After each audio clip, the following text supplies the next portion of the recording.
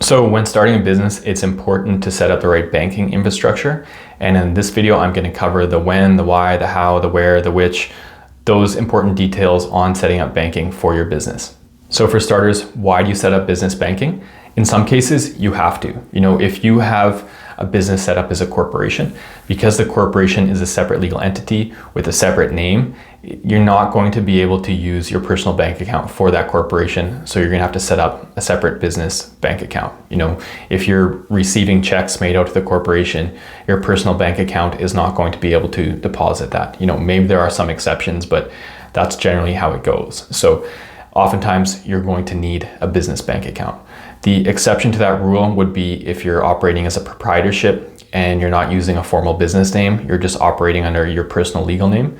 In that case, you can just get away with using your personal bank account if you want to. However, I would generally recommend that even if you're doing that, probably a good idea to get a separate business bank account, even though it's just like a personal account made under your name, just to keep your business banking and your personal banking separate.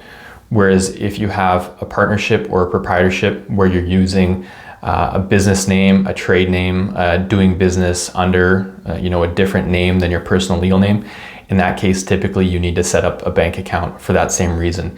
Because if clients are writing you out checks to your business name and you take that to your bank where you do personal banking, that bank account probably won't be able to receive checks made out to a business name that's not actually tied to your personal business account. But also good just to keep it separate. So that is the why. Next would be the when. So when do you actually set up a business bank account? Well, I would say order of events is important here. You're not going to be able to set up a business bank account until the business actually exists. So meaning you've actually gone through the incorporation process or actually registered the business.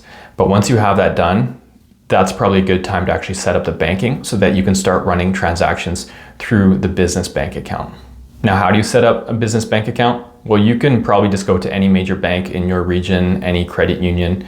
Most of them are going to offer some business banking services and they'll be able to set you up with a business bank account.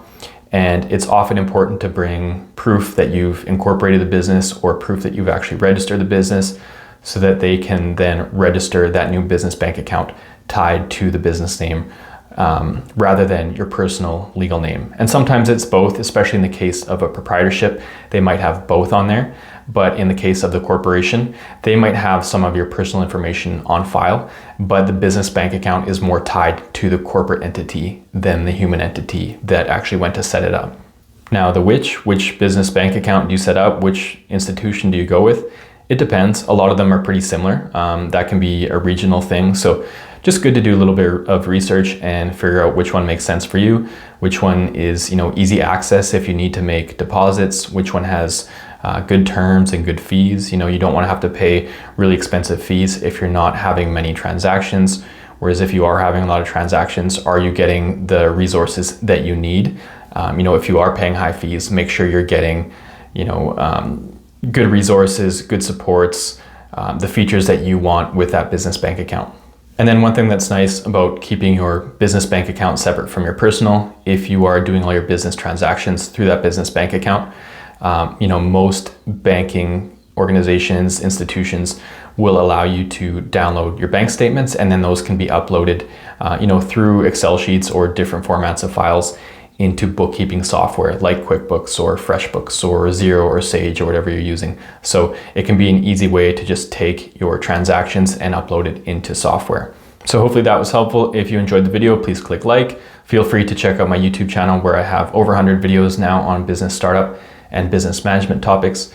If you have a question, just leave that in the comment section below and I will address it there or maybe make a new video discussing that question.